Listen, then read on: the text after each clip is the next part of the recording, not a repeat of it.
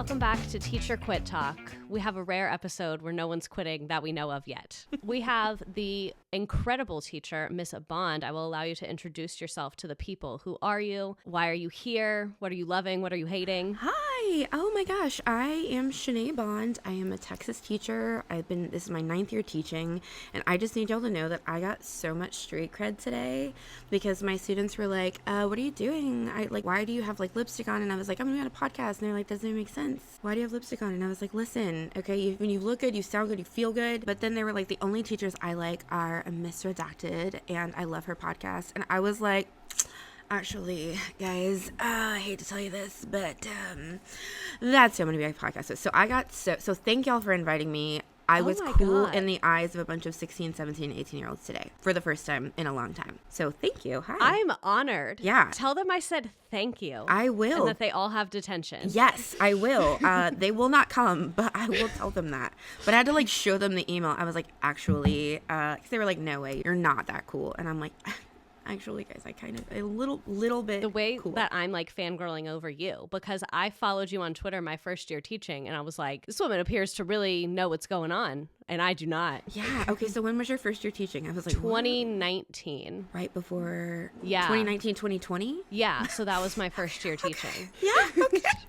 And you came back. I left and then I came back. Yeah. Eventually. So I left February 2022 and then came back August 2023. So I took a year and some change, a year and a half. My students told me that. They gave me all of the intel today. So that's why you came back. You're awesome. I try. I do what I can. As I say, they give me a medium amount of money, so I am here. So you said you teach in Texas, right? I do. What do you teach? So I teach Honors English 2, AP Literature, and I teach dual credit American literature. So from the inception of America to 1865 one semester, and then 1865 to now in the spring. Have you always taught in the high school English universe, or have you taught Yeah. Mm-hmm. So I did middle school during my period where you go out and you look at different campuses, and I was there one day. I was at a middle school one day, and I was like, listen, if you cannot give me a high school job, I can't do it. I said, stop touching each other. That's nasty. That's not right. Are you okay? I just on repeat. Those were the only things that I said that day, and I was like, I can't.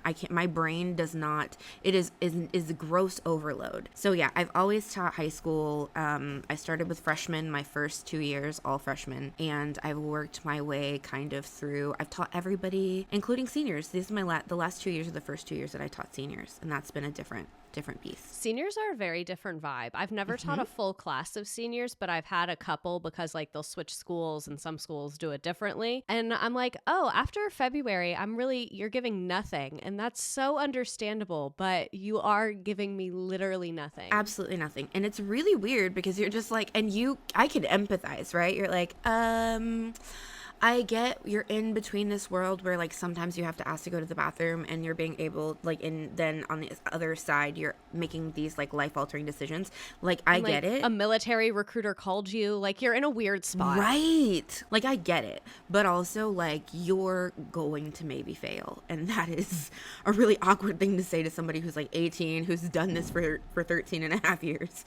You're just hey, so the zero and the way that the zero averages with the other grades, it's not happening. And it's so painful to be you are unfortunately 1 inch from the finish line and you stopped. So if you literally do anything, even a grunt or a crawl, perhaps would be more realistic. Yeah. So for my students who are listening, I see you. A grunt or a crawl would be appreciated. C's get degrees. It's fine. I get it. I understand. So you said you're now teaching the AP, the honors, the dual credit. Have you taught in the regular ed sphere as well? Or have you always been in the honors world? Yeah. So the last couple years are the first years that I've actually only taught honors classes. And the only reason that happened is because I went back to school. My district paid for me to go and get the 18 hours I needed to teach dual enrollment. So the last year, I'm one of the only people in the building who can do it. So they're like, hey, here are your classes. But I've taught honors English 2 for 8 of the 9 years. Well, I taught English 2 and then I taught honors English 2. But this is like the first time that I'm just teaching honors, and it's very weird. Yeah. So at my previous school, I taught regular ed with a couple classes of honors, but honestly, like, no shade to those children. Love you guys so much. A lot of times in my old district, honors just meant does not have behavioral outbursts. Not behavioral issues. Yeah. And I'm like, okay, like you're an honor in my heart, but maybe not like your Lexile level is in honors. Or your like desire to do the things, right? Like I can work with a student who's like, I'm not there academically, but I like work really hard. But some of my students are just like, I'm here because my mom signed me up for this class. And my counselor was like, you've always been in honors, so you're going to be in honors. And so I'll ask students, even in AP Lit, I'm like, how did you get here? And they're like, I've always been in honors. And nobody took me out. I'm like, okay. I think our kids should hang out because I quite literally had that convo last week where I took 3 of them into a hallway and literally just looked at them and go, what are we doing? Well, how'd you get here? I know. I love them. And I think that the honors system is so weird because like I'm never going to be like, you got to get out, right? Because I do understand that the way that we've staggered classes is so inequitable, right? You have teachers who have 25 kids, 13 have behavioral issues or they need some sort of special accommodation. And so like they're not getting the attention that they need to actually grow.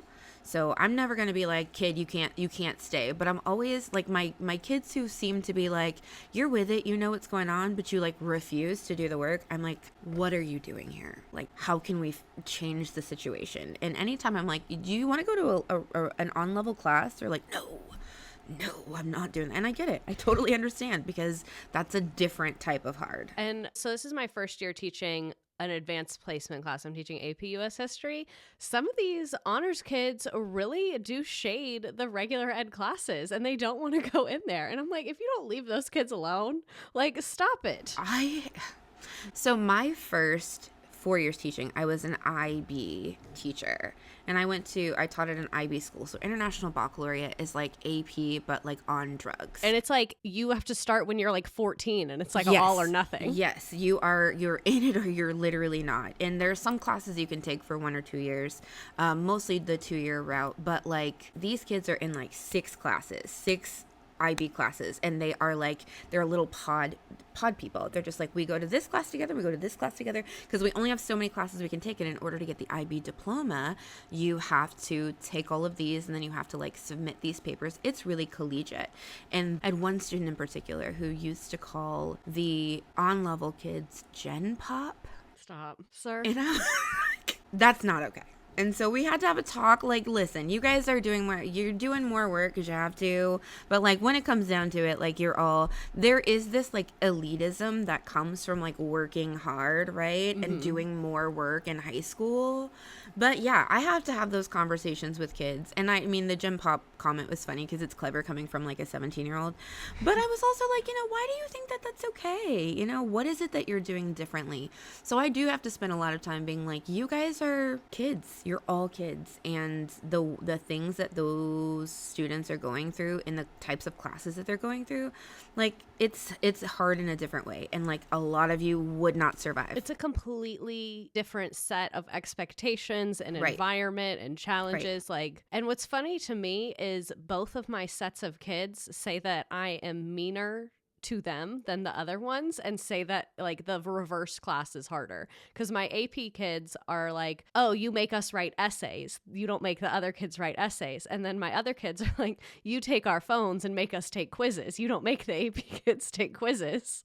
And I'm like, y'all need to stop cross communicating stop talking to each other. Yeah, we're doing different things here. It's really funny. Every time I have a student that I taught in like not an honors class or I haven't taught in the last year come in and they were like I had a 7th period one year that were like, our goal was to survive. I'm like, I don't know how much content we're going to cover, because it was the smallest class I'd ever had, like 13 kids. And they were all it was like the worst combination of personalities. They were not bad kids. I adore each of them individually, but together it was literally like I had a kid throw a chicken wing at another kid, like, and not in a malicious way. Like, I'm sharing a chicken wing with him. I threw it across the room. Sharing is caring. Yeah, I was like, okay, babe. Okay. Fraz, this is your third grade class. It's so interesting how crossover-y it is between the littles and the bigs. Like, I could totally see that happening in a kindergarten classroom. Like, I see the logic. They were just like, I was giving him a chicken wing. Like, we're supposed to share. This is an open community. You always say that. And I'm like...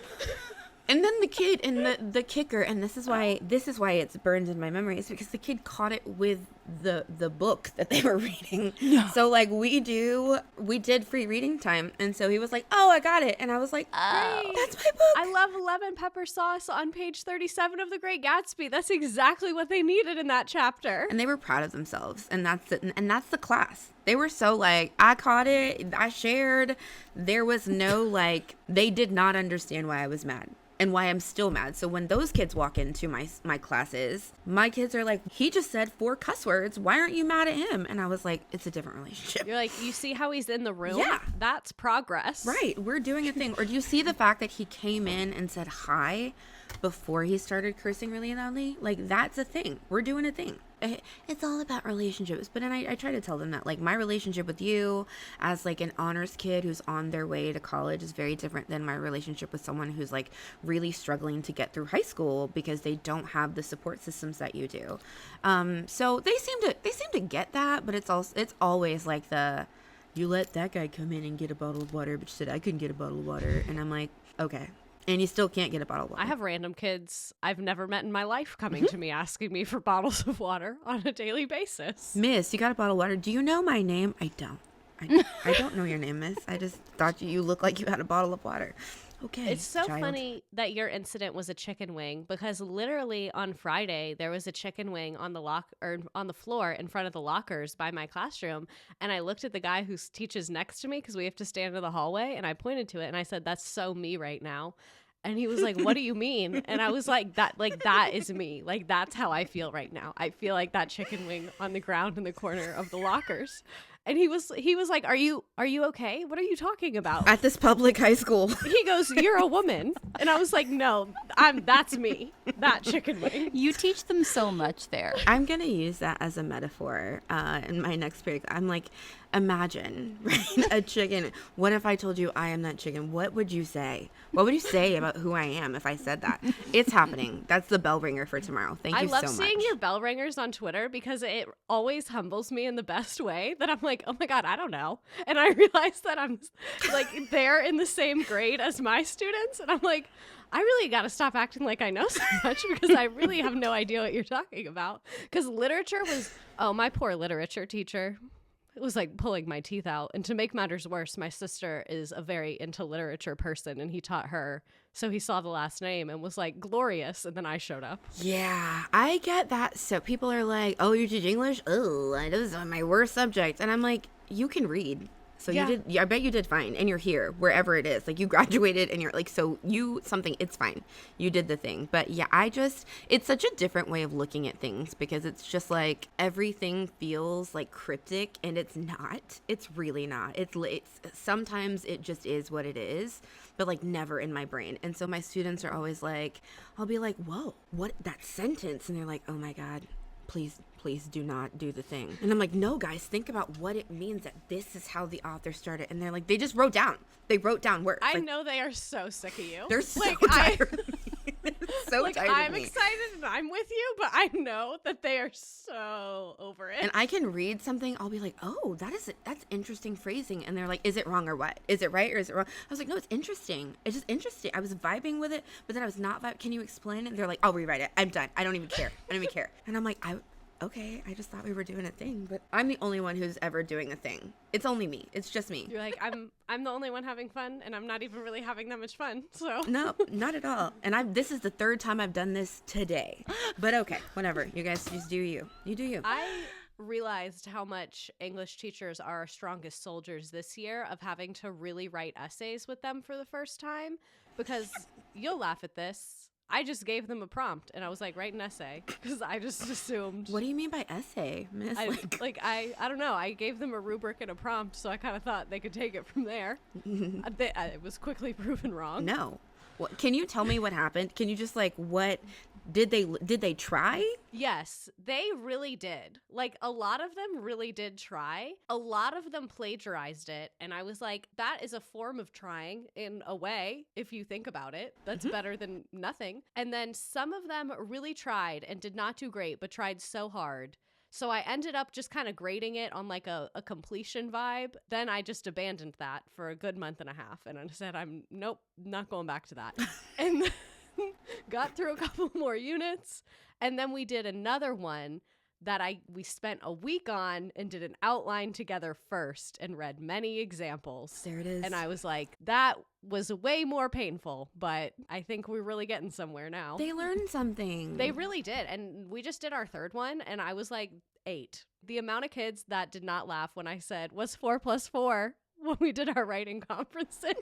Oh, they're sick of you too. I love it. I love it. I'm obsessed. Fraz, do you experience that same hesitancy around reading and writing in small people? Oh, yeah, but the version that I get is they act like they're being tortured if you ask them to write a sentence. Capital letter, finger spaces, neat penmanship, punctuation at the end. And it's like they're melting. So I taught freshmen my first year, and I remember being like, are they sure that these are the skills I'm supposed to be covering? Because I don't think these are the skills that we're covering.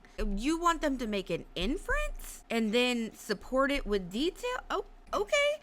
And there was a solid 2 months where I was like, complete sentence. What does a complete sentence have? So the same thing. So they try to trick us. They lie to us and they tell us, oh, we don't know what a noun is. And I'm like, I'm gonna try and believe you and give you the benefit of the doubt, but I'm struggling because I know that somebody said this is a noun to you at some point. So I know it happens, but they will pretend like, never heard of her. Not Who is ringing she? a bell. What is a It's noun? in a dusty recess of their memory, underneath some Roblox thing that they're still doing in 12th grade on their Are they really? MacBooks. For sure. They yeah. The amount of Roblox that I have to be like, we're not doing that. We're literally writing an analytical outline right now. Get off Roblox. Our school district tried to ban cool math.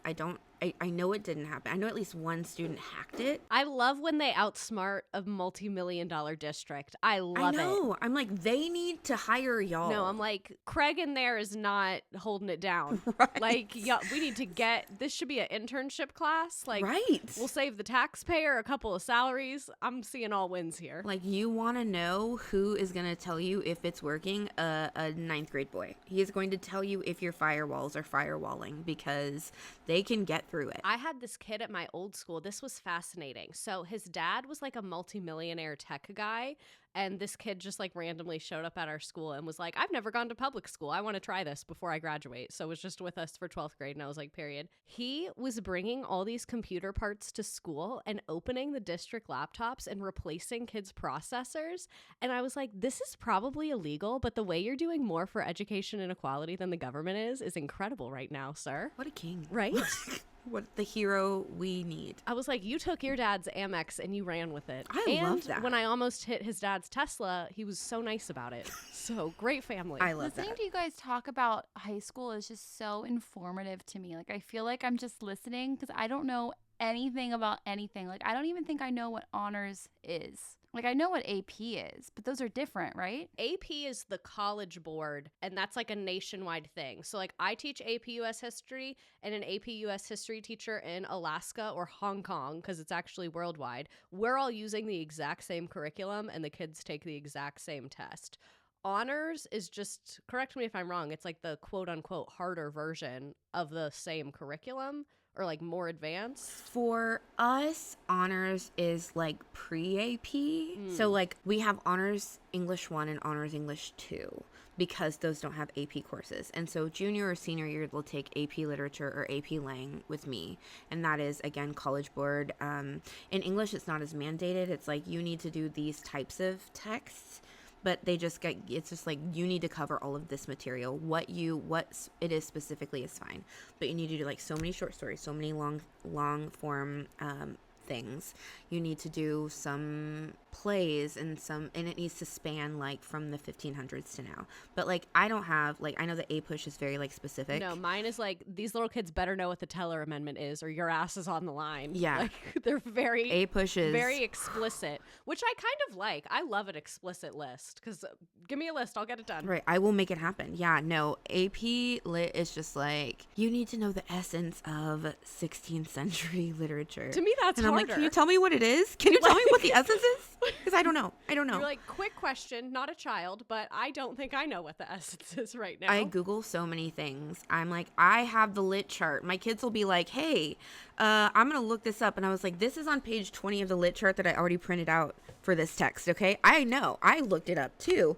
I'm asking you to take that a little bit further because I'm just like, I don't know. I have no idea. But AP it's like its own thing. But it is, I think once they do AP, they have the requisite skills to go and take like a college class. Dual credit is through our local community college. And so I had to like get more credit hours, and then I had to get credentialed through them. And so like I'm a teacher, I just have a lot of bosses being a dual credit teacher. Like my principal is my boss, and then like I have a department chair at the school, at the college who's a boss, and I have a department chair here. So I just got like more work, and then I have to do more of those like safe schools trainings. Like that's the big difference, is like double that. Gross that they make you do double of like the boring trainings and stuff. You're like, oh, don't lick the blood off the floor. Thanks. Right. You mean I'm not supposed to stand on the chair, right?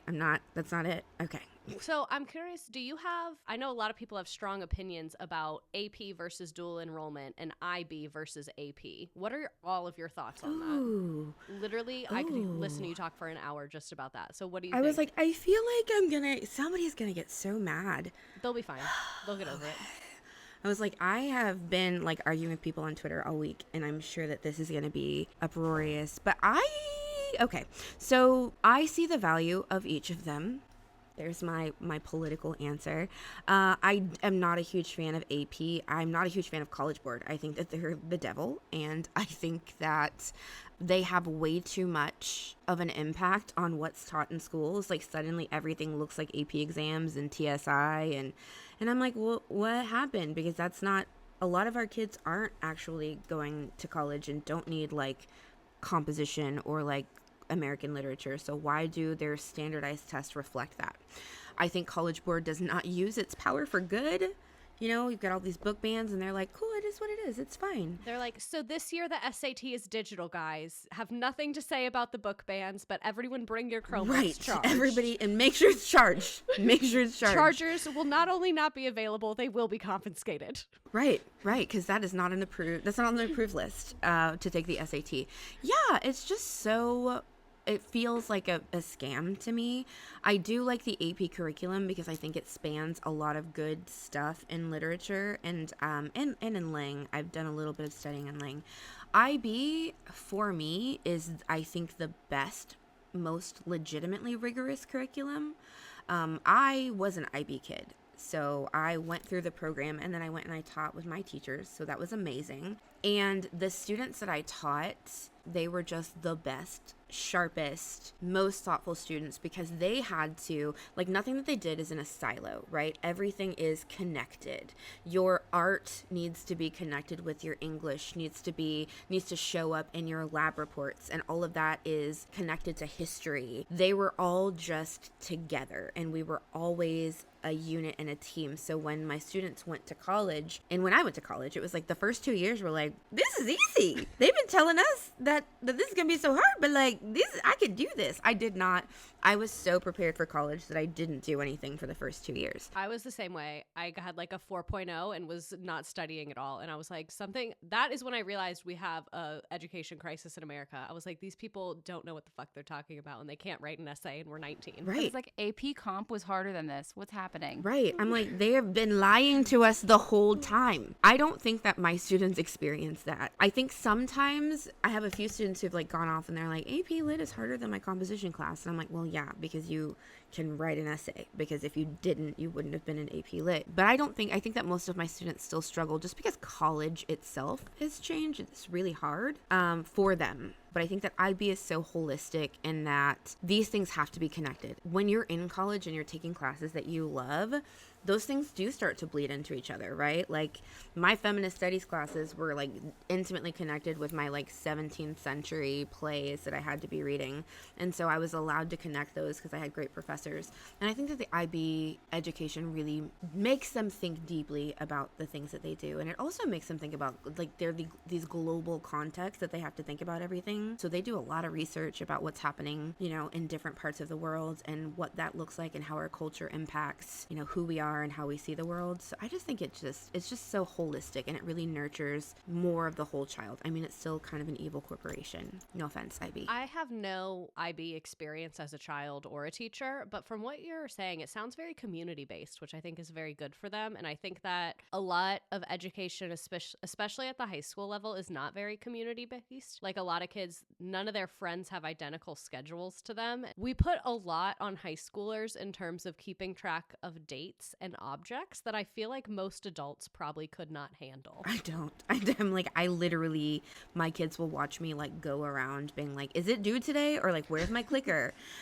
So yeah, I mean, I live with ADHD, and I am a perfect example of that. And I tell them all the time, if I was supposed to function in the space that you guys are functioning in, I would not thrive. I would cry every day. Actually, I did. I was like 10 years ago, and that's what I was doing. So I think that's exactly what happened. So we have an early college high school at my school, and so it's like a school within a school.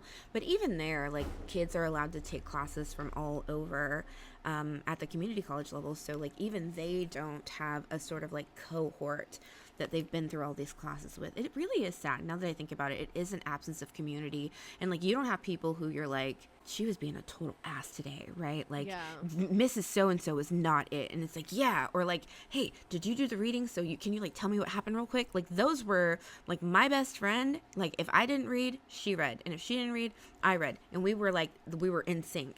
And I remember one day in my IB English class with Mrs. McBroom, I love you. There was one student, Trudy, I love Trudy. We were like, we can't take this test today. And so Trudy started crying, and then she saved our asses. She saved us that day. And then there was one time where, so Trudy was a valedictorian, and then the salutatorian, Dorian, another day, he like did this thing where he kept asking the teacher questions to like get her off track. Like it was like a plan. So he would like start something up, and we would be like, oh yeah, I've always wanted to know about fairies. And it really was fairies, because she was like, I believe in fairies. So there were whole days where we were like, somebody's got to carry the load, and someone did. Someone showed up. I think that's good though, because like that's high school is supposed to prepare you for life, and you should be getting mischievous with your coworkers. Like when you're a grown person, you should be conspiring and gaslighting and all those things as a unit, right? Not singularly, because then people think you're evil. Exactly. But if you're doing it as a group, then it's good for the communal good. That has been very fun. So the last school I taught at was very, very like transient. Like most kids switch schools very frequently. So they didn't have like a ton of super deep connections with each other. But at the school I'm at now, a lot of the kids went to elementary, middle, and high school together. And it's very fun to see their little community. I love that. But I was talking to them the other day that I was having a little bit of a mental breakdown, because I realized that you guys have to carry all your stuff everywhere. And I'm such like a routine person. Like I like having my water. I have like my Aquaphor in my desk. Like I have extra hair ties. I have all my things. And I was like, y'all just have to carry everything around. Does your school have lockers? Mine doesn't use lockers anymore. We don't have lockers. They literally took them out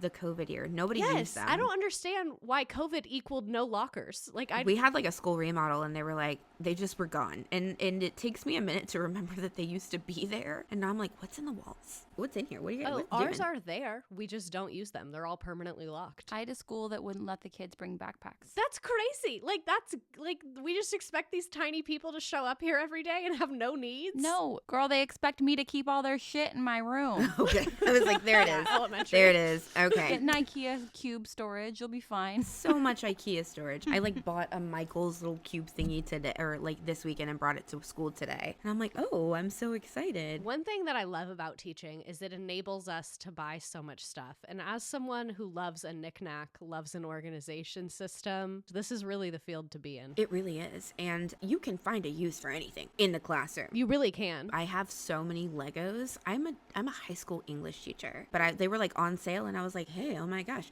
So I was like, oh, we're gonna do parts of speech. We're gonna build with the Legos. And my husband was like, that's a freaking stretch, but I got it. No, it's not. It's amazing. I might know what a preposition is if someone had used that to teach me. Thank you. Thank you. My boyfriend was making fun of me the other day because he ripped one of his t-shirts and I wouldn't let him throw it away because I cut it into small pieces for dry erasers. Oh, that's for the good. little lap boards. So smart. Oh, that's good. Right? I was like, get that out of the trash can. She has a use. Write that down, everyone. Listeners. Get some magnets, and then you've got a whole thing happening. Incredible. I already have magnets. I didn't even think of that. Look at you. Just a little bit of hot glue. Boom. They're little scraps of fabric on the wall. Grab one if you need an eraser and leave me alone. You said earlier, this is a hard left from t-shirt erasers, but you said something about like the honors classes and how the way we do it is really inequitable. Please share more, because you've seen a lot more than I have. And from what I've seen so far, I'm having some issues.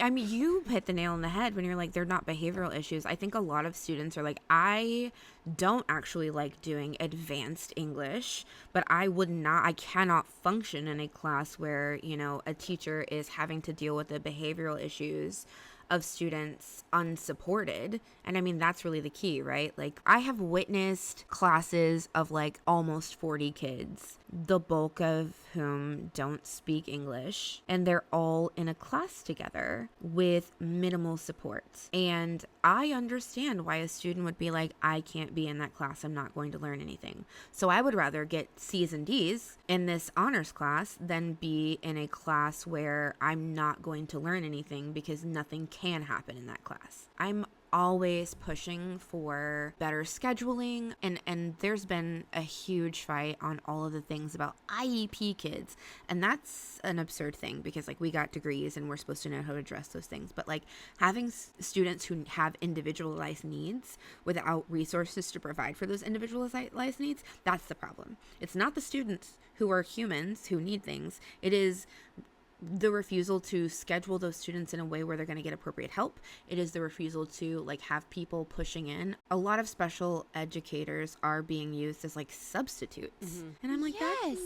Why is my para getting pulled every other day when I was teaching to go fucking sub for somebody or proctor a test?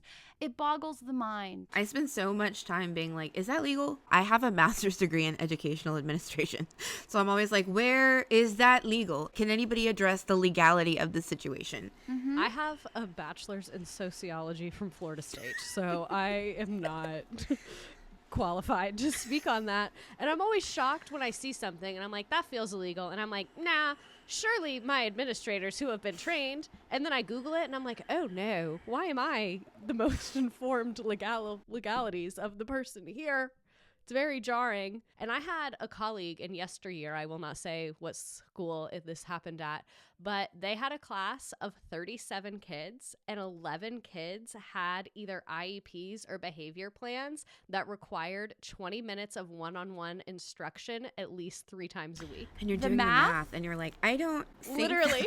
And they not. literally went to admin and were like, I just have a quick question. When is that happening? Like, when am I supposed to be doing that? Not only do they have to do the 20 minutes of one-on-one instruction, they also had to document every single individual one for every kid every week about what was worked on during that time. Yeah, I sometimes wonder, I'm like, what do they put down on the paper? Because they can't know. They have no idea. Right. I will say people do get sued. Oh, and they should. Rare for that. That happens. It's hard too because a lot of parents don't know their rights. You don't know, especially if you're just entering the school system. It's your first child. child with an IEP, you don't have an educational background. There's so much contextual background knowledge that's just not given. I'm a teacher and I wouldn't even know how to go about it with a 5-year-old. Right. It's all like on the hush hush on purpose. Yeah. Like I have been to, people in my district and I'm like, hey, this sounds wild, okay? But like this student actually can't read. I know he's in the 10th grade, but like he can't read. And they're like, well, you got to do 500 things. And I'm like, no, here's all the papers that he's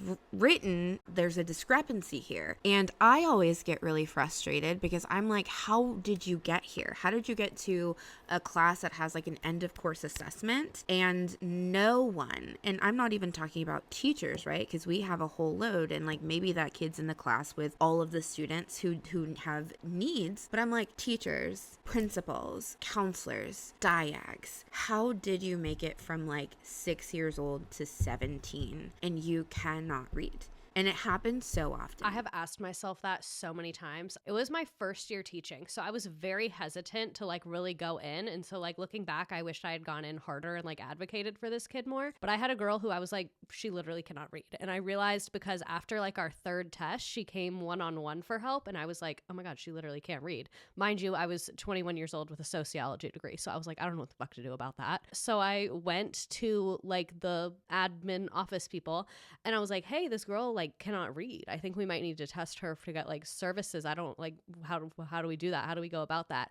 And I was told that this 11th grader did not need to be tested because they tested out of the ESOL program in 3rd grade. They said, oh, well, she graduated from ESOL in 2000 and something. So no, we don't. She's fine. And I was like, yeah, when she was in 3rd grade, she was probably reading and writing in English on a 3rd grade level. And now she's in 11th grade, writing on a 3rd grade level. Right. And those skills haven't even been developed. Yeah. And because I realized she would plagiarize a lot because she could copy and paste and not like on a computer. Like she can look up and write the same way I could write something in French, even though I don't speak French, but just literally could not do her own sentences beyond like what an early elementary student could. It's so interesting to me in like a bad way that like these kids are still getting pushed into the honors setting. I don't know how I made it with undiagnosed ADHD all the way to the end, just like miserable as hell. I did nothing my senior year. I was skipping class and going and hiding in the theater for like hours a day. Like I was that kid. Me too. It's like, how is this happening? That we're all just flying under the radar. And it's like, well, you were in honors, so you just go again. It's shocking how many kids they keep on like the honors track. My school also has this weirdness. We do a block schedule. So with the AP kids, I have them the whole year, but if they're in a regular ed class, I only have them for one semester. So my kids that failed the first semester, I was like concerned about them missing out on a credit and being ineligible for graduation. And I was shocked. I was one of the few people noticing that. Like a lot of them just showed up the second semester and I was like, babes, like you need a full credit of US history. Like, what are you doing in here? Right. Like I think that if a student is in my class, they're going to get better. And so even for my AP kids, I'm like, listen, you're not going to pass the AP lit exam. And like, that's okay. Like I have kids in here who like could not care less about like maybe not even going to college, but I kept them in because I'm like, hey, listen, you're not going to be any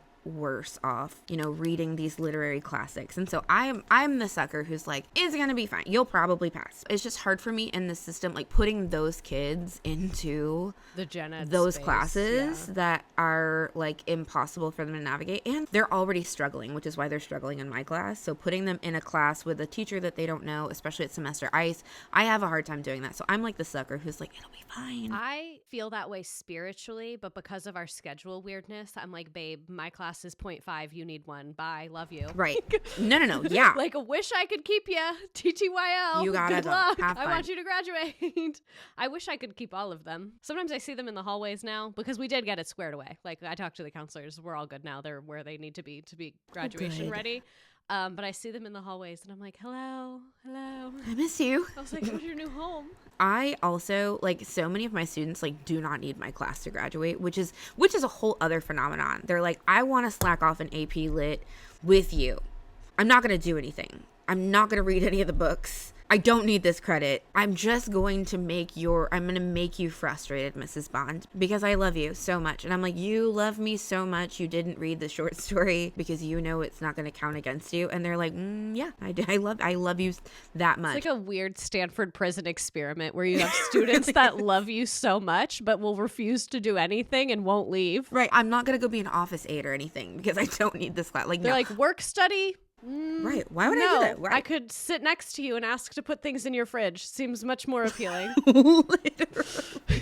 The fridge, the kids who ask to share your fridge daily, those are like, you're together. You are locked in. I threatened to eat their food and they responded so nice because a bunch of them, I have a freezer in my mini fridge and they get blizzards before school, which is psychotic to eat that much dairy at 7:45 in the morning. I didn't even know they would give you a blizzard at 7:45. I didn't even know they were open. I'm literally like, blizzards. A lot of them eat half their blizzard for breakfast and then want to put it in the fridge to eat the other half for lunch. So they came back from lunch and I said, what would you do if I just ate it? And they were like, what do you mean? And I was like, what if you came back and I said I ate your blizzard? Would you be mad? And they said no. I was like, that's so nice that you wouldn't be mad. And they're like, do you want me to bring you a blizzard? Do you need one? Do you need a blizzard? I've not gotten the blizzard. My students are always like, do you need one? And I'm like, that's gross. But thank you. If any of my students are listening, I do not think it is gross. And I think that the brownie one is very good. And I would eat a blizzard at 7:45 in the morning. I just don't understand. Like, I have students who will be like, I got a snow cone and Takis. And I'm like, it is 8:10. Takis in the morning. I refused to write a kid a pass to the nurse because I watched them do Takis and Dr. Pepper at 8 a.m. And then they asked me to go to the nurse. And I said, no. I said, this is the first time in my career I've ever said no to someone going to the nurse. Did you have the kids that did the tahini packets? That they just eat them like Fun Dip? Yeah. Tummies of steel on these little people. That's I'm a just lot. like, wow, I'm in awe of you. Isn't California threatening to ban hot chips? What? Proposed California bill would ban Flaming Hot Cheetos, Doritos, and Takis. Oh my God, I don't want to watch the news on full screen. Jesus Christ. Would be banned in California public schools. That would be a nightmare. Maybe do something about gun violence. I don't know why Takis was first on your fucking list. Takis and TikTok. I can already see the 2020 Takis and TikTok, the plague of the current generation. What you need to know. This is what's wrong with the kiddos. No, but I am kind of afraid of getting like the third graders who've been eating Takis since birth. Like, those kids are going to be something else. That's going to be a whole different like group of like ninth graders. Oh my gosh. I'm going to retire. I'm not going to be able to afford to, but I'm going to try because that's wild. Speaking of retiring, since this is Teacher Quit Talk, have you ever wanted to quit? Like, have you ever come close to quitting? Like, really? Like, I know we all have, like, in a moment, but, like, have you ever, like, really, really, really been there? Yes, I have come close to quitting. I came close to quitting in 2021, in 2022, in 2023. Yesterday, and I'm constantly like, I can't do this anymore because it does take, I mean, you guys know this, it takes so much out of me. And I have 2 kids. One is 6 and one is 1. And sometimes I get home and I'm like, I don't have any energy to do this with you. So I'm constantly looking at other options. I'm constantly like putting, like feelers out there. This time every year, like in spring of the semester, when in Texas we have STAR testing, and it's like the devil, and like you have to pass these to graduate. And so like, not just like you have to take the class and pass the class, you have to take the class, pass the class, and take the test. I can't imagine having to pass that test because the way mine has always worked everywhere I've taught is that exam is 20% of your grade. So I always feel like as a teacher, if you had at least a 75 going into that, like I did my job. But if they have to pass to graduate, yes. I want to throw up. They have to pass to graduate. And there's one for English 1, English 2, biology, algebra, and U.S. history. So they have to have 5. They have to have 5 of them to graduate. They've had it in the past where you can get away with only passing 3.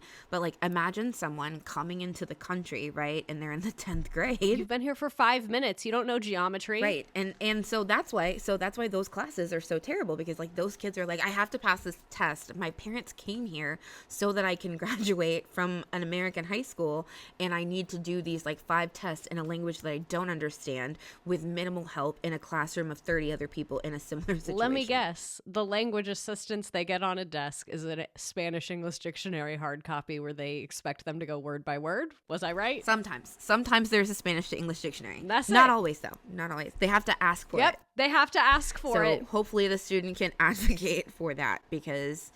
Yeah, and being a part of that system, if you follow me on Twitter, then you have heard me. It's the system. It's not the kids or the parents, it's the system. That's my whole, like, spiel.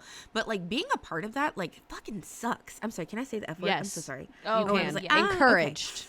Okay, sweet. I'm like, it really, really sucks because like, I see my students' humanity, right? I love them. They're my little babies.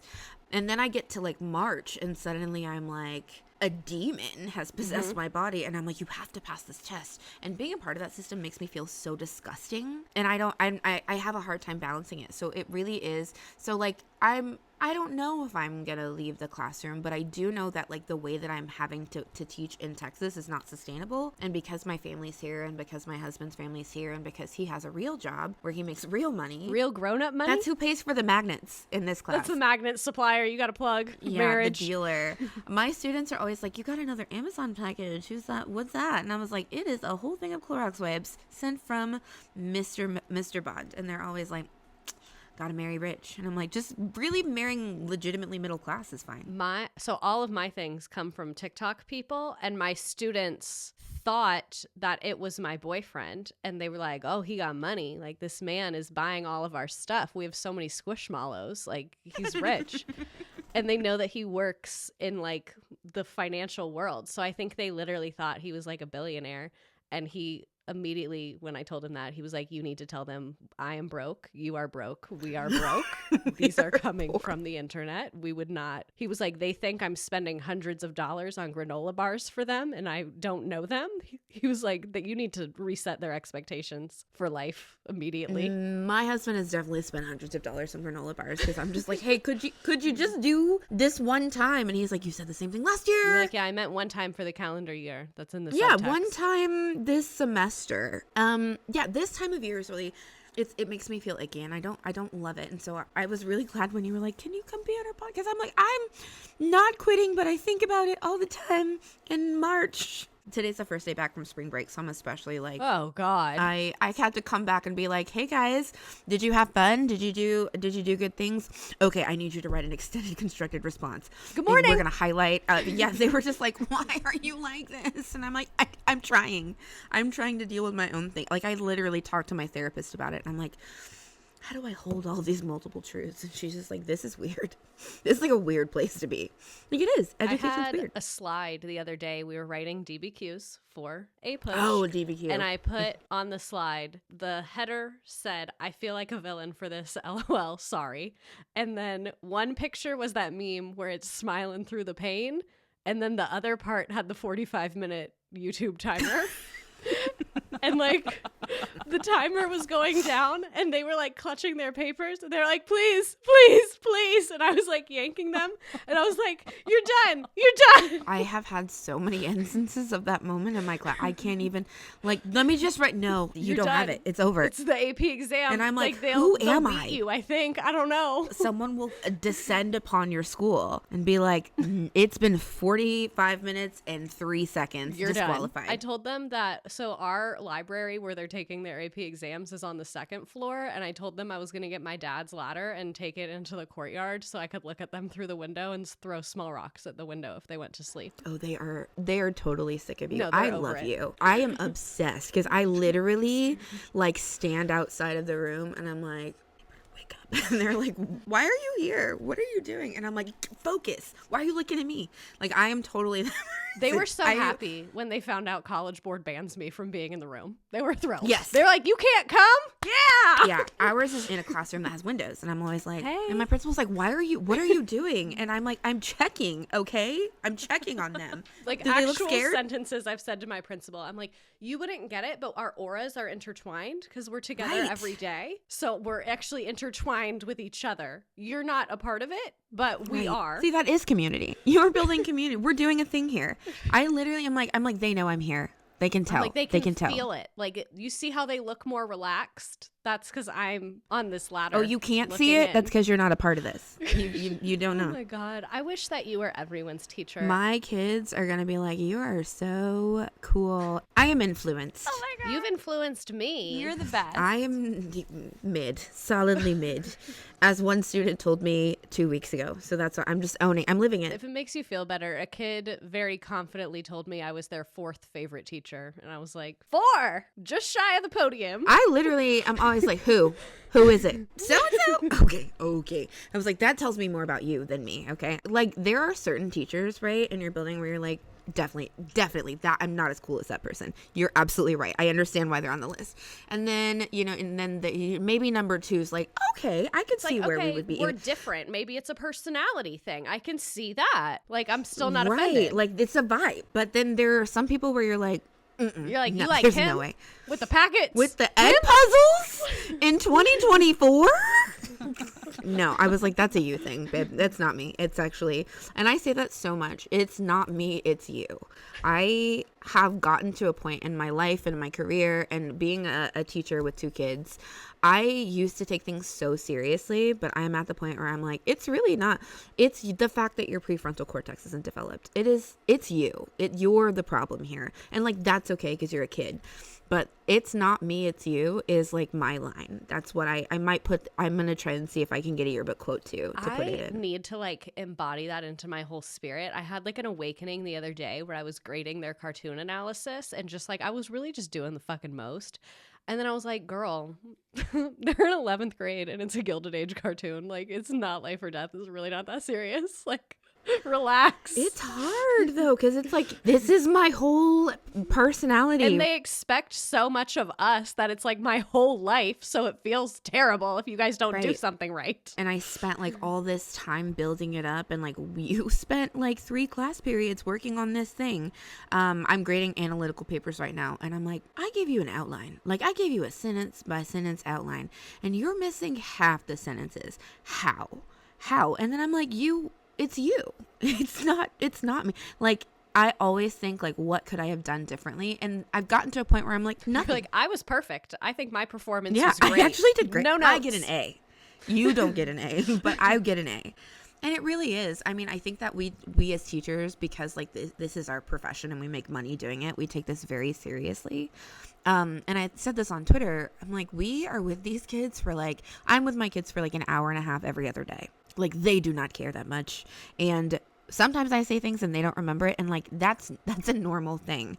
I repeated it 4 times to 4 different classes, but they heard it 1 time. And maybe I said it, maybe I didn't. I don't know. I have ADHD. I got diagnosed with ADHD this summer, and so Mazel. like officially, and so being medicated and having it treated and talking to a professional all the time about it has been so helpful. It's a game changer, but it is really hard. Chanea, this has been so fabulous. Do you have anything else you want to share with the people? Any other lore, advice, cautionary tales? Unless you're like a bad person, right? Then it's not you. It's the kids.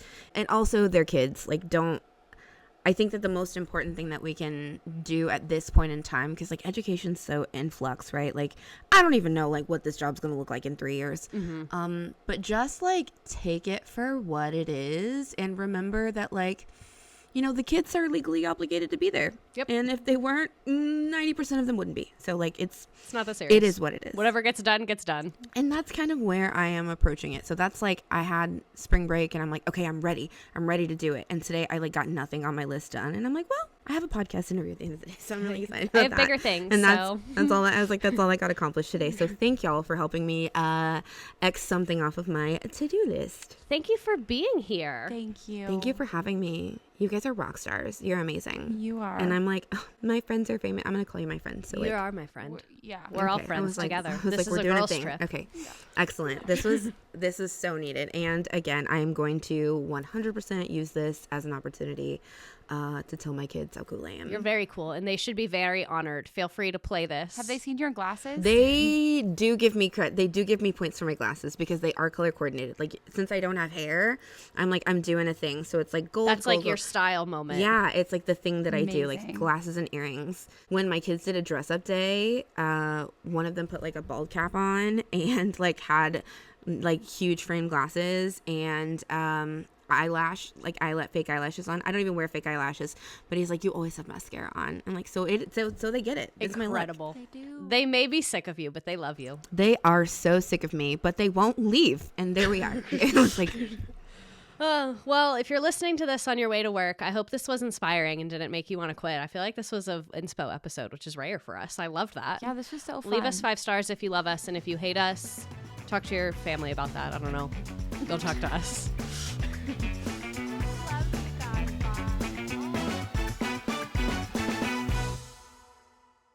Just as a disclaimer, because I am someone who is actively teaching, everything on this podcast is my personal opinion and does not reflect my district, my state, my employer, my students, or my admin. Everything on this podcast was recorded on personal time, on personal equipment, and is a completely separate endeavor from my school district.